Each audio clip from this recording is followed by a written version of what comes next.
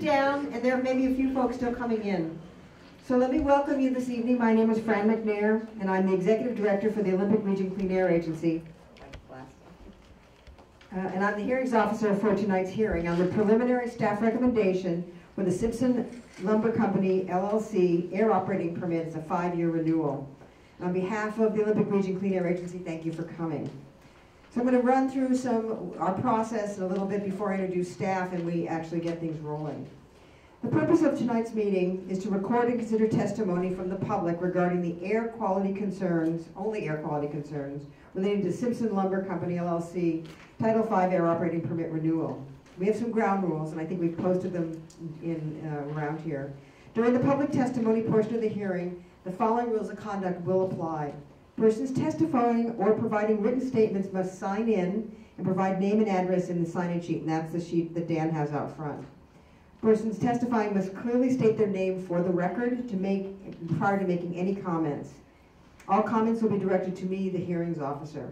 Testimony will be limited to air quality issues and concerns related to the proposed project under review. Testimony should be brief and non-repetitive, limited to 5 minutes. And Debbie over here has cards, so you'll know when you're getting close to the limit. Written comments can be presented and placed in the box in lieu of testimony. They have equal weight, so if you can't stay for some reason and have written testimony, or want to say a few words and still have written testimony that says a whole lot more, we look at everything with the same light. So again, written testimony has the same effect for us as it does as oral testimony. Persons wishing to testify will be called in order that they signed in, and Dan Nelson, who's at the sign-up table, will be doing the calling. We ask that you be courteous to the speakers. No side conversations, booing, chanting, or clapping will be tolerated. If you have a side conversation, you'll be asked to take your conversation outside. This is a small room, and conversations do carry. If there's any disruptive behaviors, if they continue after we've asked you to stop, we'd have to adjourn the hearing because it would be disruptive. So let me introduce folks. Again, I'm Fran McNair, and I'm the hearings officer and the executive director for ORCAA. Mark Gooden is sitting over here. He's my principal engineer, and he's the engineer for this permit. Debbie Moody is the administrative assistant. She's sitting here for ORCAA and for the hearing. She's the hearings recorder for tonight. And Dan Nelson, who is out at the table, is the public information officer. Housekeeping, I think folks are fairly familiar with this facility. Bathrooms are out to this side. And if you have a cell phone, please turn it off or put it on vibrate, whatever. The testimony process. As I indicated, you must sign in and provide an address on the hearings attendance sheet that's outside. And what we want to be able to do is whether you want to testify or if you just want to come listen, we want to be able to get information back to you. If you have an email address, that's even better. So please make sure that we have an address and an email address if you're willing to give it to us. Again, 5 minutes for testimony, and testimony should be directed towards me. If you have any questions as part of your testimony, staff will address them in writing following the public hearing with all other comments. So there'll be no answering questions tonight. This is your opportunity to give us your comments and ask questions if you like, but don't expect to get answers tonight. That's not how we process it. I may ask you to speak up so that Debbie can get a clear recording of your comments, because she transcribes everything that is said in addition to what we have in terms of writing. Let me just explain the process a little bit. So for tonight, the subject of the hearing, as I indicated, only air-related testimony will be considered by ORCAA in rendering a final decision. Decision authority. The decision on the proposed air operating permit will be made by the hearings officer, myself. The proposed air operating permit, once I make that decision and we have a proposed air operating permit, then goes to EPA Region 10 for their review and approval. At the end of that process, a final air operating permit is issued by the hearings officer and shared with our ORCAA board. In terms of timing of the final decision, it's based upon the amount of comments that will be addressed. So the more comments we have, obviously, the longer it takes for us to get through them and address them all, as well as the time it takes. I think EPA has 45 days to review the application. Final decision notice. The final decision will be noticed to persons on the hearings attendance list. That's why we emphasize, please sign in whether you want to speak or not, because the only way we know to be able to get back to you is to be able to have your address or your email. And we'll also post everything on our website, so there's another way of getting the information. There are appeal procedures. You have a right to appeal. The final decision will be prepared by ORCAA and may be appealed to the Pollution Controls Hearings Board, known as the PCHB. In terms of the timing, appeals may be made within 30 days from notice of a final action, So once the action, whatever the decision is that comes out from us, from ORCAA, that's when the 30-day clock begins. Debbie has up on the table yellow canary forms so that that gives you all the procedures, so if you want to appeal, you know how to do it. So we've got forms available. So now I'm actually going to begin the formal process for tonight's hearing. For the record, I'm Fran McNair, the hearings officer for this hearing. This evening we are conducting a hearing to record and consider testimony from the public regarding air operating quality concerns relating to Simpson Lumber Company, LLC's 5-year air operating permit renewal. Let the record show that it is basically 5:06 on September 27th, and this hearing is being held at the City of Shelton Civic Center, 525 West Coda Street, Shelton, Washington.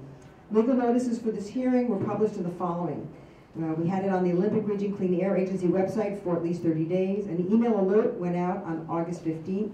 Paid advertising was published in the Mason County Journal on August 25th, and in the Olympian on August 21st. And because this is a federal permit, it's an air operating permit, it was also in the state's permit register for Title V sources on August 25th.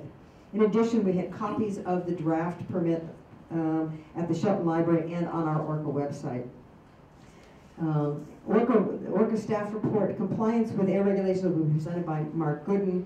Then Dan Nelson will be providing, he'll be calling people up for public testimony.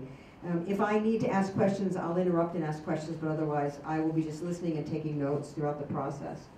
After all testimony has been presented, I'll then close the hearing at the end when we know that we're finished with all our public testimony. So with that, I'm going to turn it over to Mark Gooden.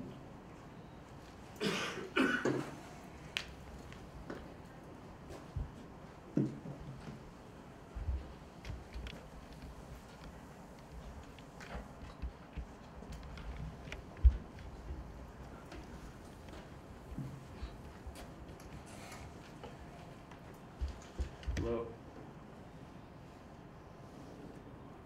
Hello. Hello.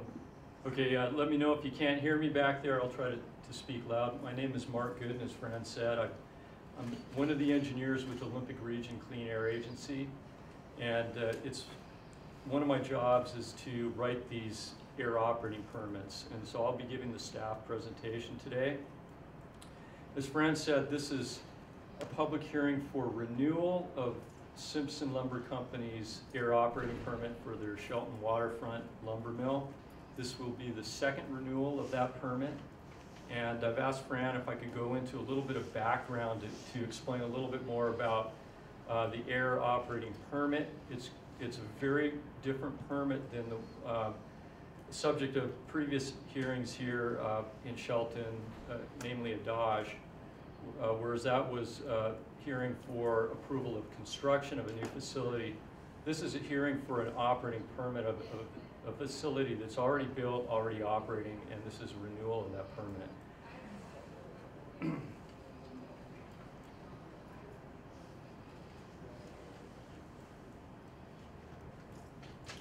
Okay, so my staff presentation, I'm going to go over a little bit of the background of air operating permits. I'll describe the facility generally, and then I'll describe the permit.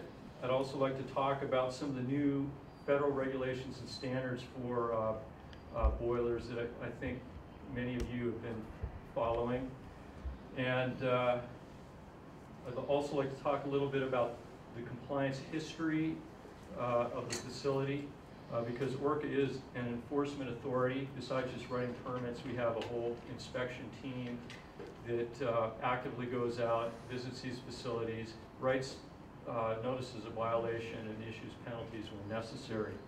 And lastly, I'll just recap what Fran told you about the process of this air operating permit renewal. So air operating permits are pursuant to Title V of the Federal Clean Air Act. It's a federal program that this state has been delegated authority to implement. And just if you want to, if you so desire to follow up on this, the regulation is Chapter 173-400 in the Washington Administrative Code. If you want to check any of the specific requirements, or if you want to fall asleep, it's good bedtime reading as well. Air operating permits are required of major sources of air pollution, and that term major sources is very specific for Title V. It means any facility that has the potential to emit greater than 100 tons per year of any what we call criteria air pollutant, greater than 10 tons per year of any HAP, and HAP stands for hazardous air pollutant, 25 tons per year of any combination of HAPs. And this is all determined on a potential to emit basis. So whatever their maximum potential to emit is, that's what determines whether or not they are subject to Title V. And the whole purpose of this air operating permit is to achieve continuous compliance. So you have a facility out there that's quite old. Its various units have been built at different times, and they all have to go through ORCAA for approval. The boiler, any of the dry kilns, the cyclones. So when they get their approval, we'll issue a set of conditions that they have to abide by. But it all takes place over the history. So what the purpose of this air operating permit, and I'll just hold up this is the draft for Simpson right now, is to take all those applicable requirements and get them into one document that can be easily implemented. And this is what the facilities environmental managers use when they're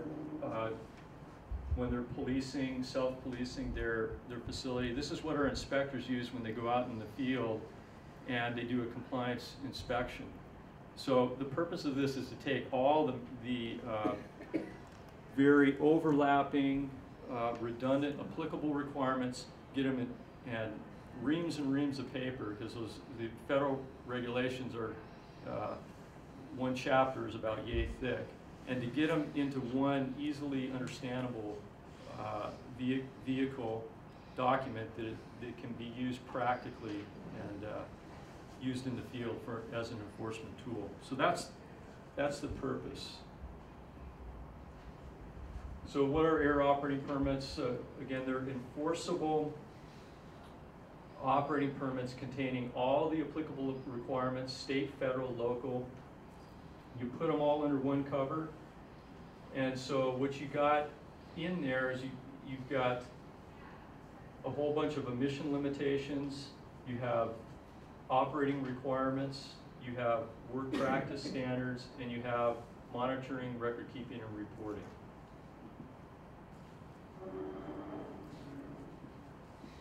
I'd also like to touch on what air operating permits are not, and this is very important, and this is the big distinction between this permit and a construction permit for something new. Air operating permits do not approve any new construction. It's for an existing facility that already has approval to construct and has been there and has been operating. Air operating permits are not intended to create any new emission limitations. The only authority that we have, that ORCAA has by law, is to take all the existing applicable requirements, the state, federal, local requirements from the whole history of the facility, and get them into one understandable document.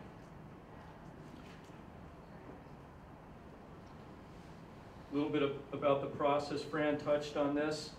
This is a little bit different process than the road that Adage was going down, which was, again, construction of a new facility. This is not a new facility. This is renewal, 5-year renewal of their operating permit. And the process is, we're right here on bullet number 1. We've issued this draft air operating permit, and that's the permit that allows the public to comment on, to give their feedback to ORCAA on, and the whole reason for this public hearing. Then after we gather all comments, we'll process them, we'll consider them, we'll issue a responsiveness summary that'll go out in writing, and at the same time, or nearly the same time, we will hopefully issue a proposed air operating permit that will go to EPA Region 10, and they have 45-day period of time to review that permit. The responsiveness summary, which will be your comments and our responses, will also go to EPA Region 10 for their consideration. So they have, EPA Region 10 has 45 days to review this. After the end of 45 days, they'll send us back a letter, either saying go back to square one, or you can issue this permit as final. Okay, and that, when the permit's issued as final, then it will replace the existing permit, and that's what we'll use to enforce on. So if you want to get notice of final issuance of this air operating permit, because we still have to go through the proposed permit and notifying EPA. Again, as Fran mentioned, get on the mailing list, put your email and your address on there, because it might be a couple of weeks before we actually issue the final. Okay, a little bit about the facility.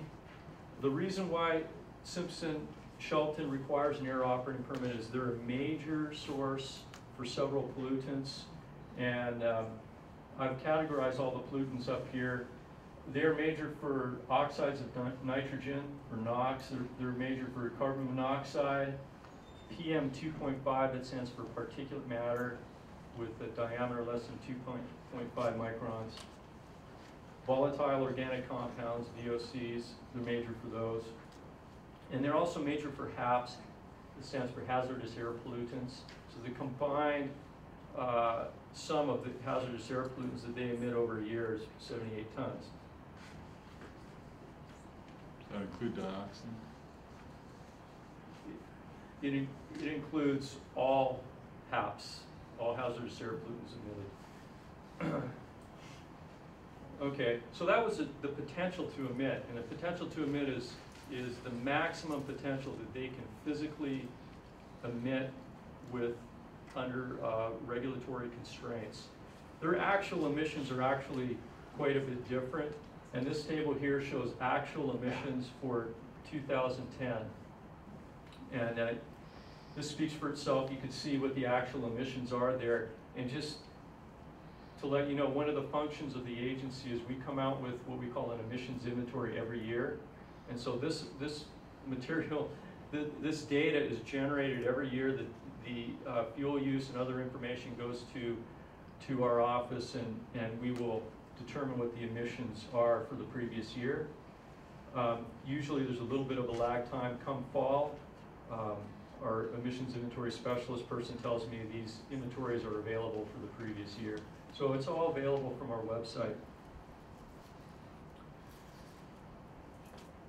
Okay, so Simpson is major, and they're subject to Title V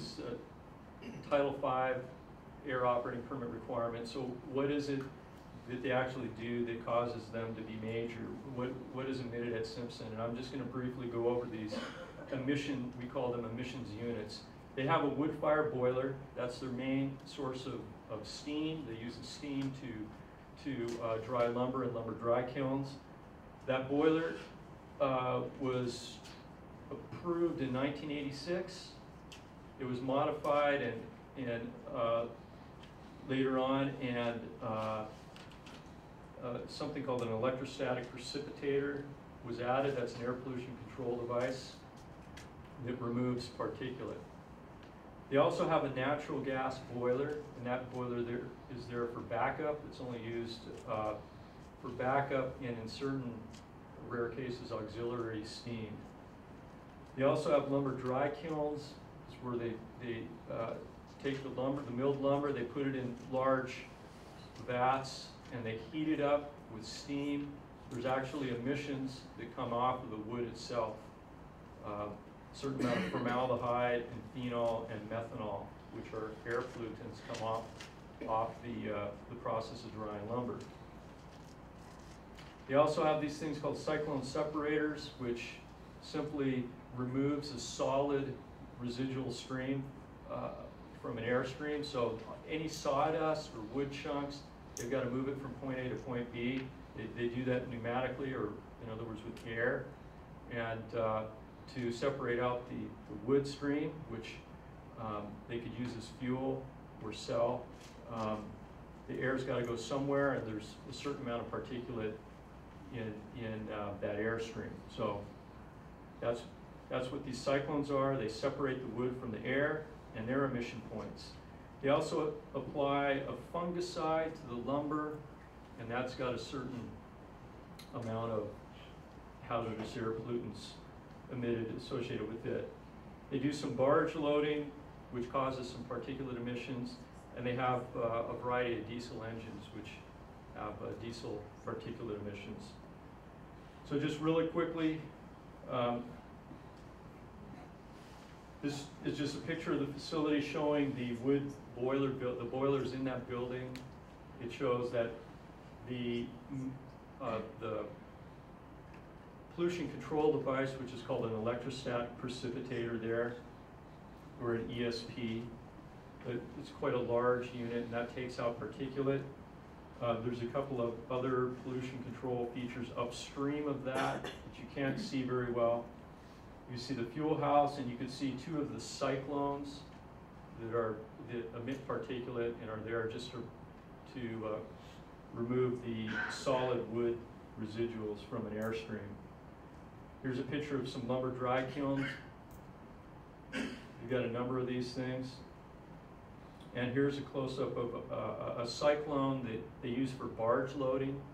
The barge rolls in underneath, and that cyclone dumps wood chips and sawdust on a barge. Okay, so let's talk about the permit itself.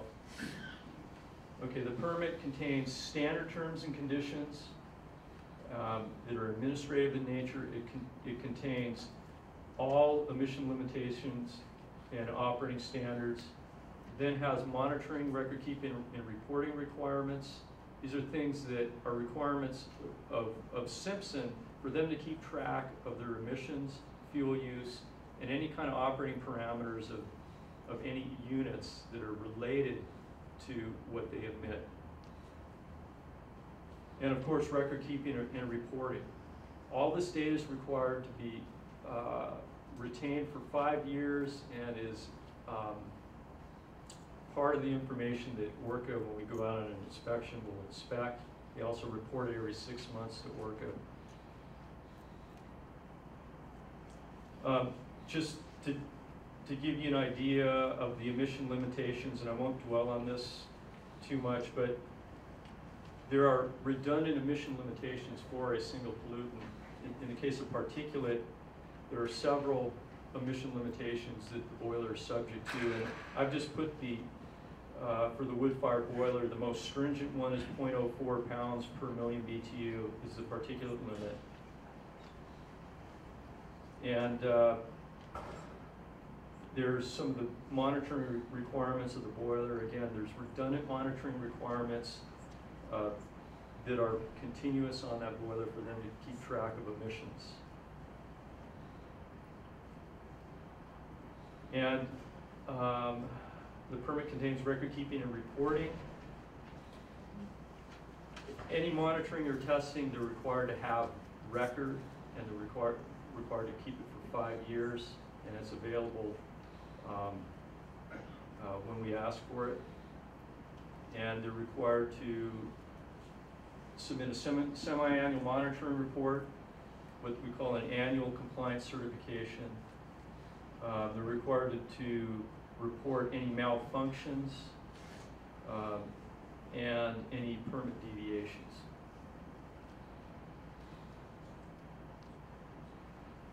New federal standards, and I'll quickly touch on this.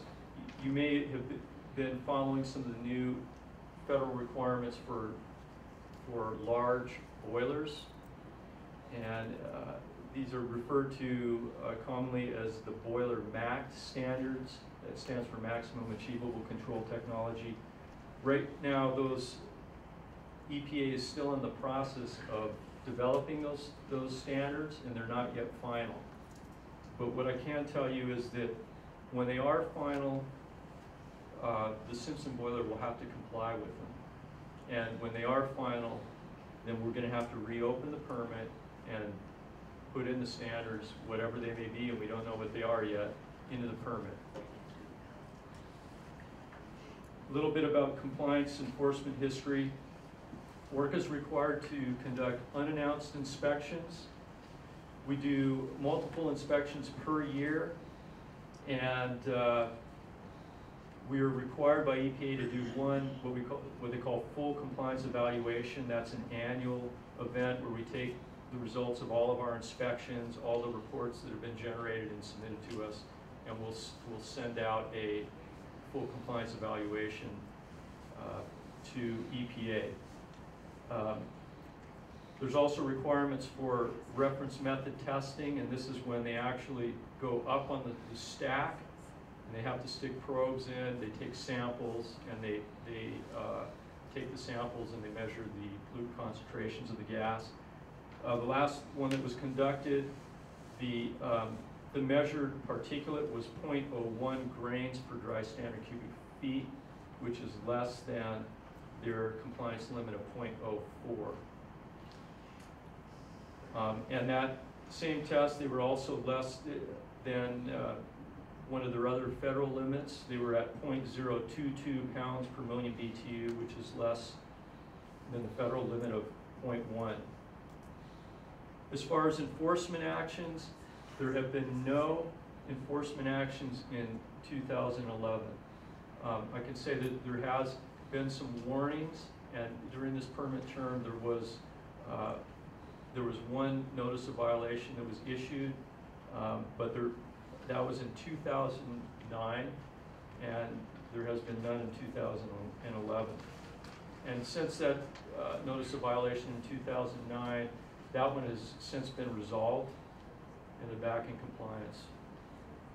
And that had to do with emissions from a cyclone.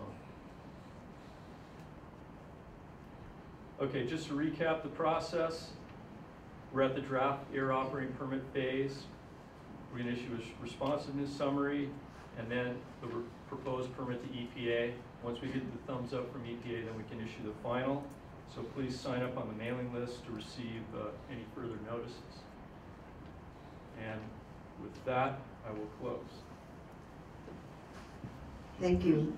Dan will start the public hearing. Would it like folks, Dan will call names, and we'll have folks come up to the podium, and so he'll call 3 at a time. And if folks can maybe sit here in the front so we can expedite people getting up. So Dan, you want to start?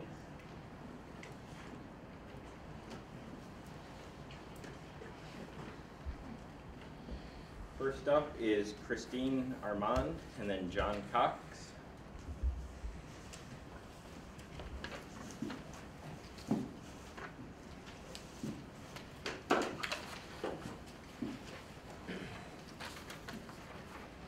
My name is Christine Armand.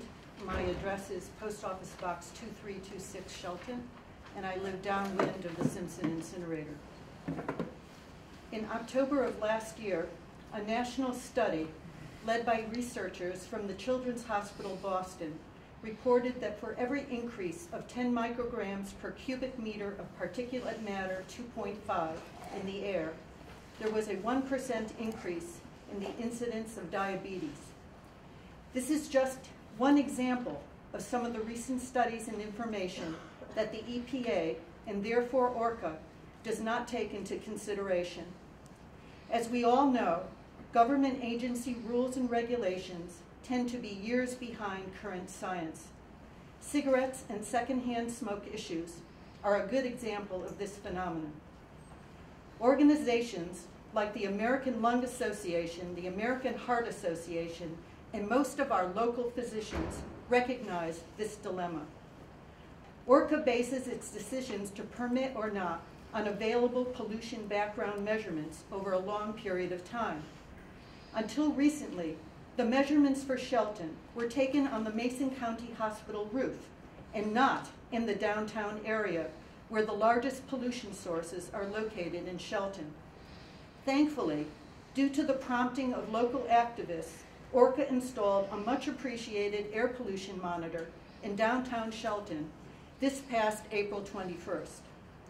However, we may ask, how can ORCAA truly know the situation here in downtown Shelton with the Simpson incinerator and Olympic panel, both of which are major sources of air pollution in this county, without gathering relevant data for at least 1 year.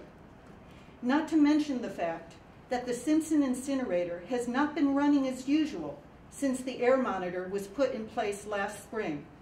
One can't help but wonder if Simpson is just waiting for its air operating permit to be renewed